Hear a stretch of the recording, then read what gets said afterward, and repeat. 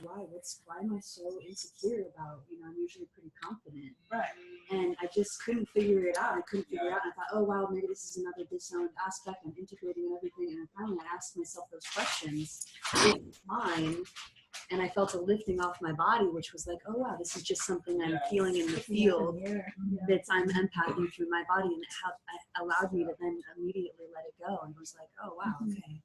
And it could be, one of the things she points out is it's not necessarily just feeling it in the energy field. You might actually notice little visual cues, like women who are just doing this little tilt of head, their shoulders are a little rounded, or there's all kinds of little cues that we can pick up as empaths, but we don't realize we're picking it all up, so it just seems like it's an intuitive guess. Wow. We're actually picking up a lot. Picking up a lot, yeah. A lot of It's something about, we can only see a certain amount on the light spectrum through our eyes, and if we saw more, we'd actually be going insane because of the amount of information that we can take in. So we can only hear something like 18,000 hertz and a certain amount on the light spectrum, so that we can actually be able to make sense of all the information that's coming in. That's why when you take acid, you take psychedelics, it expands and you're able to see more of the light spectrum or sound spectrum. And so it's that intensity that comes through. So I wanted to share my personal story on this, but we don't have time. It's fine. Just because I want to, so I want to go into a couple of other basic foundational things that I want to encourage you to always kind of keep working with. And we're going to talk about another huge part of what has evolved in at least my approach to love coaching. And again, most of you have heard this, but I really want to take you through it because it's so huge.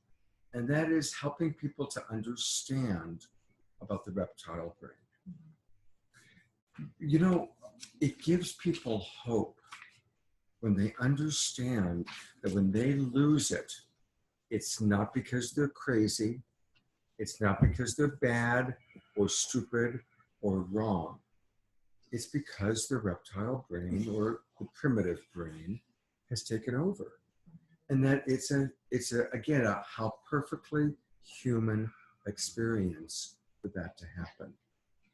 I'm telling you, people get, oh my God, I'm not crazy. Oh my God, I'm not bad. Because what happens again is most people, when they do lose it, and they go into that place, then it's followed by guilt, remorse, shame, all those things we've just been talking about. So a few things to memorize, because I've really got this wrapped kind of down, and I am recording this, and I'll make sure you guys get it, but it's a really good little thing to let people know. I always like to let people know that when any human being is conceived, when you were conceived, your father's sperm successfully fertilized your mother's egg, and you began your embryonic journey, the very first thing formed of any significance, it's formed in the first 24 hours. There's a little cellular membrane that starts, but then the first thing that's formed is what becomes the reptile brain. It ends up, once we're adults, it's about the size of a walnut. And it's in the back part of the brain, beyond the medulla oblongata. And it's the survival center. It's the oldest part of our body. From an anthropological point of view, it goes way, way back, and it's called the reptile brain because it's not that different from what these guys had. Right? And it's funny, we'll watch, Boobly go. I mean, you've all seen Boobly's like this sweet little guy, right? Well, we'll watch him go into reptile brain. We're driving along, he's happy, he sees the dog, reptile brain takes over, right? Ruff, ruff, ruff. So the reptile brain isn't bad. It's all about survival. And it's really important to remember that, thank God, the human species was built this way, otherwise none of us would be here. Mm-hmm.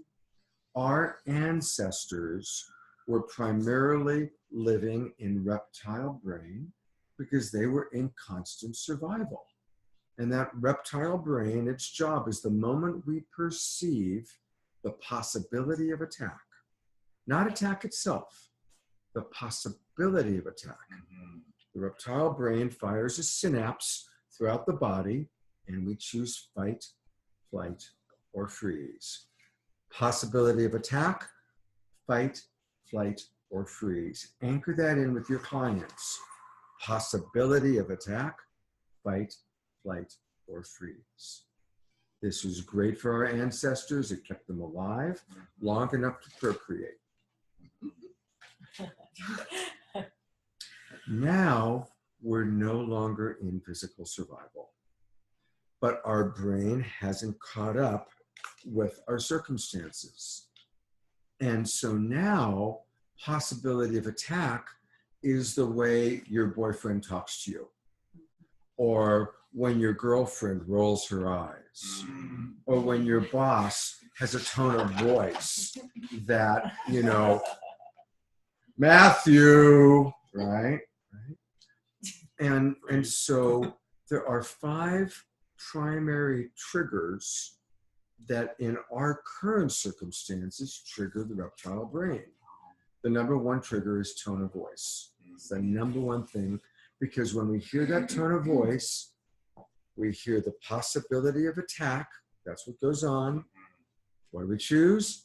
Fight, flight, or freeze. So tone of voice is number 1. Body language is number 2. Choice of words is number 3. Volume is number 4. And number 5 is level of intensity. Level of intensity is like, Katrina, I am really holding it together. Even though crazy, right? Like, you know, that kind of intensity.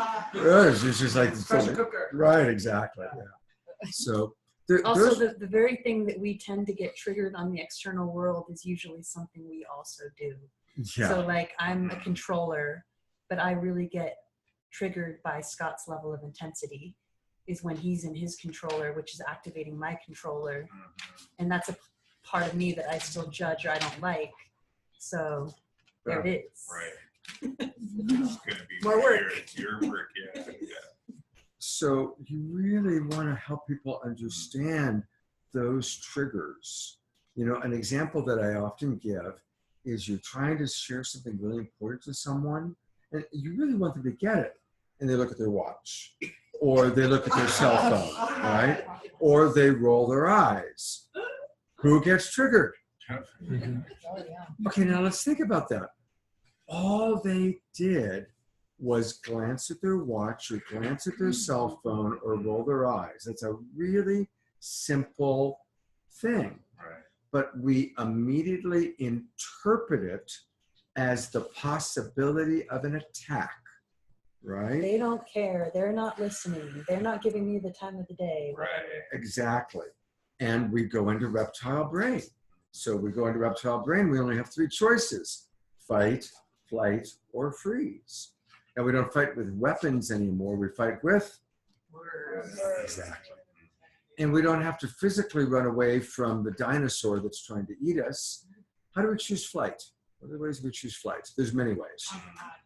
I'm out of here. Right. Just withdrawing. What's that? Just withdrawing. Withdrawal. That's right. Yeah. Yeah. Thank you. Facebook. Disassociation. That's my big- that So- has been my- Disassociation is what you talk about with checking Facebook or getting drunk or whatever it is, checking out, right? And again, that's not bad or wrong. Like sometimes when I'm at my max, I'll consciously check out and I'll tell Scott, look, I love you and I really need to, I'm making a conscious choice just to check out and be on Facebook right now for 30 minutes and scroll and check out other people so I don't have to think about anything going on with myself or the world right now. I'm consciously checking the fuck out. Thank you for stating that. You know, 'Cause I do that yeah. for myself all the time. I'll be like, "You're checking out." It's like, it's cool. It's okay. Conscious. If you want to consciously choose to do that, then fucking Right. So, do it. so I just want to make sure that as coaches that we recognize, oh yeah, fight, flight, or freeze. It's okay when we're in those experiences, but can we do it with consciousness and awareness, and hopefully it's so that it's not hurting other people, and keeping it in the parameters of understanding, okay, when does it start hurting ourselves? Right? So excessive checking out is hurting us and Right. hurting other people. Yeah. Yeah, and also like just actually owning it. Like, Owning it. because a lot of Yeah. people will make a choice like that, but then be like, I should be. It's Right. like, no, fucking do it, own it, live it, and then next. Yeah. Next. Exactly. I'm going to put in a commercial for rest right here. It is something that is highly undervalued in our culture. And instead of calling it checking out, it actually can be checking in at a deep level. Yeah, definitely. Meditation. I mean, I take a nap every day. You know, I'm a I napper. know. You know, and I'm religious about getting my naps in. Checking in is not usually Facebook for me, so Yeah. just being aware of that. Right. But what I was saying, I certainly do not give enough quiet time to myself. And I think that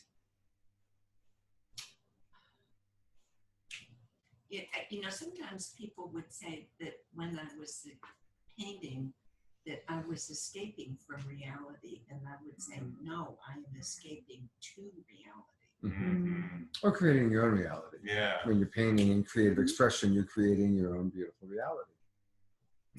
Like, to what degree escaping? Like I have to go somewhere. Like I have to. We're getting a little philosophical. I want to come back. So, and also I'm kind of recording this, so I want to kind of keep it a little focused. And Emily, I love your contributions. I prefer for you to say. My back's hurting there, so Yeah. my neck. So Yeah. sorry. So bringing it back, we want to understand what are our vulnerable situations where we go into reptile brain. As coaches, we want to, again, within ourselves, what triggers me? Like Emily just acknowledged, she gets triggered by my level of intensity. When she gets triggered by me, it's most likely because she says, your eyes are flaring. And, she perceives that I'm in a level of intensity that she's uncomfortable with. Right? Stop drinking so much coffee. You need to change so I can feel better, damn it. So learn what your triggers are, what sends you into reptile brain. And then, of course, we'll also want to help our clients with that. Now, here's the other side of reptile brain. More and more, we are living in our frontal lobe, the forebrain. You can call it the frontal lobe, or you can call it the forebrain. You can call it the reptile brain or the primitive brain. And what's interesting is in NVC languaging, we call it the jackal, is the reptile brain, or we call it the giraffe, which is the frontal lobe or the forebrain. The qualities of the frontal lobe is that's where the empathy center of the brain is. And that's where the observer part of the brain is. It's so classic. What do we teach about why we call it giraffe? Well, giraffe has the largest heart of any land mammal, and the giraffe is tall and can see the big picture. Observer part of the brain, empathy center of the brain. So literally, if we're wanting to change our life, if we're wanting to have compassionate relationship, really on the kind of biological point of view, it's like, to what degree are we in reptile brain? To what degree are we in our frontal lobe? And so where my work has evolved is helping people to differentiate between the two. Again, not that this is bad, but when we are in jackal or reptile brain, we only have fight, flight, or freeze as our options, none of which are very good for creating quality connection. They're great for creating disconnection. But here's one thing about that, and this is, if you guys ever want to have a really cool little thing, you definitely want to watch this. What I like to say is, this is, of course, our jackal or reptile brain. And it's hard when somebody's really jackling at you. It's hard. I'll work with Daphne. It's like, I don't like you, Daphne. That's fine. You go dance with somebody else, and I just don't care. I don't like you anyway. You're too tall, and you're from Canada. But even when somebody's throwing that stuff at you, if you can understand that underneath the big jackal, there's actually this little guy that's just like, I really like Daphne, but she didn't dance with me, and she didn't give me the attention I wanted, and I don't know how else to connect with her. And so, like, learning to see the little baby jackal inside the big jackal. is a wonderful quality that we can do. And I try to remind people of that, like with their husband, you know, see the 5-year-old inside the 50-year-old. See the little guy that's just hurting inside the big guy. So you guys can all go out and get your puppets. And, Yeah, I want that one. So our job is to move into the frontal lobe. So just talk about that for a moment. Again, you've heard the story, but it's a great story to give to people. It's about the Dalai Lama, who allowed brain researchers to hook up electrodes to his brain and monitor his brain activity. For about an hour and a half, they ran all sorts of tests. His synapses fired entirely in the frontal lobe for all 90 minutes. Even at the end, when they showed him photographs of Chinese soldiers burning down a Tibetan temple. And as he looked at the photographs, he wept, he cried. He wasn't stuffing his emotions, he wept. And then they asked him, how do you feel when you see these photographs? And he wept. But his synapses continued to fire in his frontal lobe. And then they asked him, how do you feel when you think about Chinese soldiers raping Tibetan women, killing Tibetan men? He wept, he cried, but his synapses continued to fire in the frontal lobe. And that's why he can authentically say, thank you for your prayers for the Tibetan people. Please remember to pray equally for the Chinese soldiers. That's where we're going. That's our movement. When we're in our frontal lobe, we still feel the pain. We still feel the sadness. We still feel the discomfort. But we don't go into reptile brain, fight, flight, freeze, right, wrong, judgment world. We see the big picture and we have empathy for all involved. That's our job as human beings. That's the movement of the human species. And as love coaches, our job is to do our best to embody that within ourselves and to support others to embody that within themselves. And so learning, what's my kryptonite? What am I likely to go into reptile brain about? And how can I catch it? Slow down. That's why yellow light is so important. You know, I'm really proud that in 3.5 years, despite our differences, Emily and I in my world, I don't recall us ever really attacking each other. But we have big differences and we get triggered. But we call yellow light. We slow down. And usually the one who calls yellow light's the more conscious one, and the one who didn't get called yellow light is, what do you mean yellow light? I haven't done anything wrong. How dare you call yellow light? You need to listen to what you're doing wrong, right? Whatever. But yellow light, why that's so important in our practice, in our teaching, is it's slowing down before we fall all the way into reptile brain, before we're past that point of no return, before we're seeing red. Because once you're in reptile brain, it's hard to get out. Yeah, and I just want to say, reptile brain can seem very, you can often feel like you get it, you're empowered, I'm good, I'm like, that's for me. I don't even realize sometimes I'm reptile brain, but I'm so in my mind, I am in a right, wrong, or a self-righteous aspect. And it's confusing because it can feel like, wow, this feels really like I'm empowered, but really, again, I'm scared. I can't control this other person. I don't know how to change this right away.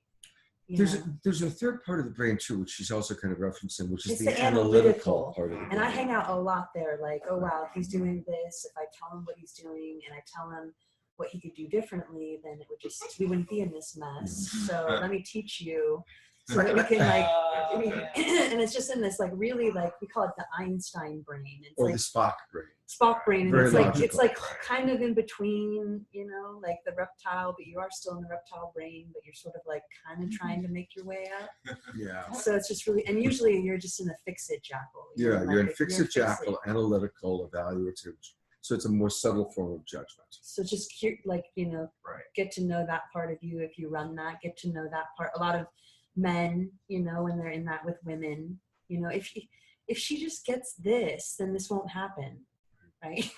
Yeah. Start mansplaining. I think that's why Star Trek is so incredibly popular, because Spock and Kirk's relationship, which is at the heart of Star Trek, Right.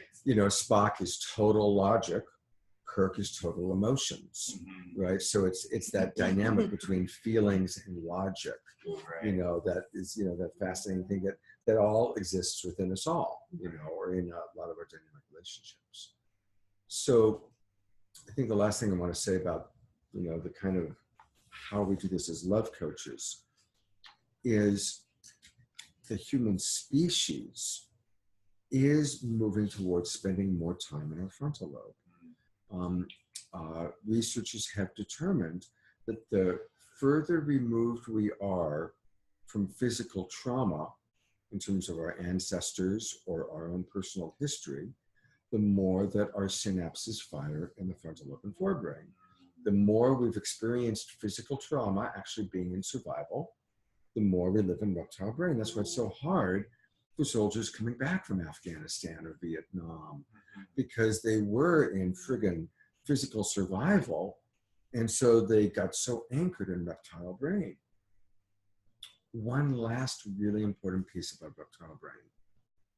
Most of us and most of our clients are in reptile brain from our own thoughts. Mm-hmm.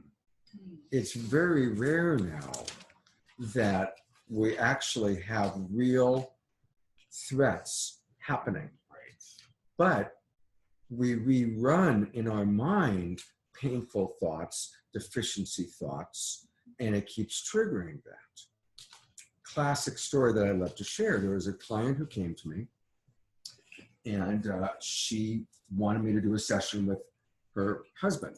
She and her husband had gotten into a really horrible fight on a Friday night. My session with them was on Wednesday night. So 5 days had passed.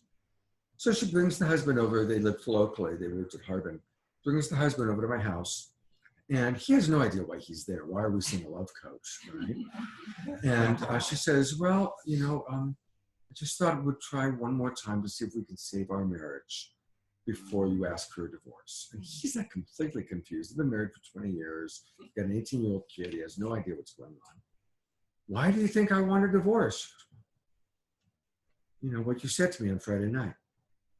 What did I say to you on Friday night? When we had that bad fight, what you said to me. What did I say? What you called me. Turns out he got really angry, and for the first time in 20 years, he called her a fucking bitch. He had never used that language before. A horrible thing to say. Horrible. He didn't even remember saying it, and then when she brought it up, he kind of half remembered. And he said, well, I just was angry. So that's when I said, how many times did he say that to you? She said, once. Yeah. I said, how many times have you replayed that moment in your mind? She said, between 1,000 and 2,000 times. In 5 days, she had replayed it 1,000 to 2,000 times in her mind and had convinced herself they were on the road to divorce. Now, of course, that's an exaggerated version, but we've all done that. Something happens, somebody says something, or somebody doesn't do what we want them to do. We start replaying it in our mind over and over and over, and we're just triggering over and over our own reptile brain. So a big part of our journey as human beings and our journey as love coaches is, again, recognizing what are the stories we're running. What are the stories that we're running over and over? Because most of it, what I've learned as a coach, is it's very rare that in present time, we really are experiencing the possibility of attack. Mm-hmm. But we're replaying, our veils of past pain have come down, and we're perceiving possibility of attack because of our veils of past pain, or because we're running through our mind that thing that she said, or the thing she didn't do, or our fear. we trigger our own reptile brain far more than our external circumstances. Pretty amazing, isn't it? Sure. And people don't talk about this stuff. You know, I mean, I kind of just discovered it in the process. So I'm like really excited to share it with people because it's like, it's really groundbreaking. And when you share it with your clients, it gives them hope. Yes. It gives them relief. Because guess what? They have control over their thoughts. I cannot control what she does, God damn it. Right. But I can control what I think about it.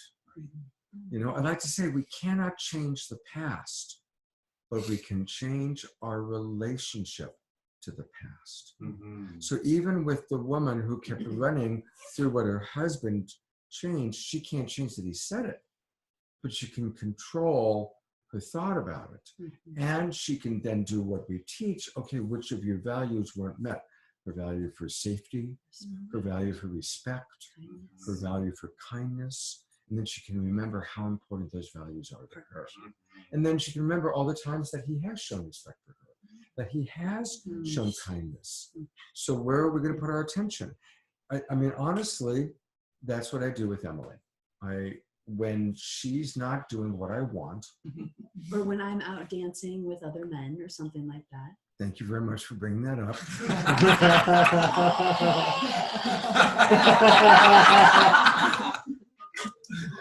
What I do to soothe myself is I remember the amazing meals that she made for me that day, or the incredible love that she gives me, or how she rubs my head every morning, or I appreciate all the wonderful things she does in my life. And it's a choice. I can obsess about what she's not doing or what she's doing that I don't like, or I can remember all the amazing things that she does, all the incredible things I get out of this partnership. And about 90% of the time, I'm able to remember the good stuff, and 10% of the time, I fall into the pit. And that's the thing too, is if I'm going to be making those choices, you know, that I obviously know are sensitive to Scott, then you better damn well know that I'm putting back in the well to make sure that he doesn't have scarcity consciousness, right? So I come back giving more love. I come back giving more head rubs, and not from a place of I should do this, from a place of like, I know if I feed the well of love, I'm ultimately going to get more of my needs met. She's really sweet this morning. She was rubbing my head and she said, notice that I'm in your bed almost every night. This is the bed that I sleep in. You're who I want to sleep with you. I choose to be with you. And it's like, yeah, I mean, I'm friggin' memorizing that. My little brain video recorder is recording that. Reassurance. You know, that reassurance. So that when she is out elsewhere, I can play that back, you know, and remember that. And that's what we want to learn how to do with ourselves and with our clients, right? So that we learn how to not fall into the pit of reptile brain and triggering our own reptile brain, but staying in our frontal lobe, seeing the big picture, staying in the empathy center, empathy for myself, empathy for her, empathy for everybody involved. I think one key thing too is, especially working with couples, is because they memorize the pain so much, because our brain stores memory of pain at 5 to 30 times greater than the memory of pleasure. And that's because that part of our brain is here to help us survive. So again, recognizing, oh, it's our chemistry, but reassuring couples or people in coupleship that when he was in reptile brain, that's not who he is. That's not everything he said. That's not what he means. And now, obviously, if he's centered and there's clarity that there are some certain things that aren't working, that's what we want to really bring to the table. But recognize that we solidify the way things are in a reptile brain experience because that's our chemistry. We memorize things through our pain body and we store it to help us survive. So we have to reassure our clients that's not who he is. That was him.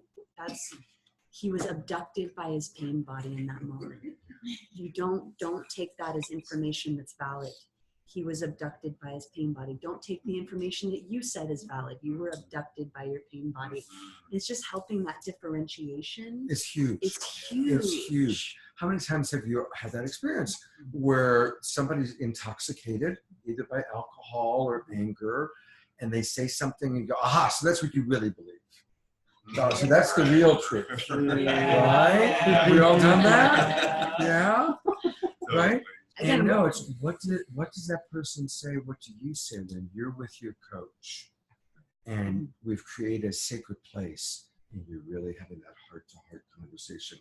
That's the centered truth. Hey, Scott. Yes. Hi. I'm sorry. I was waving my hand. I didn't want to interrupt you guys. Because with the way I have it, I can't see you guys, so you do got to come in audio-wise. Oh, okay. So thank you so much, you guys, for that information. There's so much that's coming up for me with that topic. The veils of past pain have been something that I would used to say delayed intelligence, and it was just an excuse for me to defend myself. Mm-hmm. So I, as the wife, had played that verbal attack 1,000 to 2,000 times. I know I personally do that, and then as I'm playing those back, I can come up with the better, oh man, I should have said this, and I should have said that. And I'm building my case, and I'm just perpetuating this mind fuck. And, I do this in a lot of ways from my past. And it's so interesting that you bring that up, where so now with your tools through yourself and Emily, who I identify with so much, we have so many of the same characteristics that go on. It's about taking up pause and really trying to dive down in and not personalize things. You go, wow, I wonder what's going on for you. Let me just be here with you and understand. I know you don't. I know that person doesn't really mean what they're saying, but they're really upset and they're going into the reptile brain, and it just comes out because we're all, at the end of the day, I think we all have that spoiled child temper tantrum mentality. Absolutely. When we don't know how to get our needs met and we just explode and we react. And that's been such a huge part of my life that I'm still trying to pull apart while working with you guys as to what really happened in my childhood and why do I process things? Why am I so reactionary versus being able to take a pause and stand back from 1,000 feet and really observe the situation versus reacting?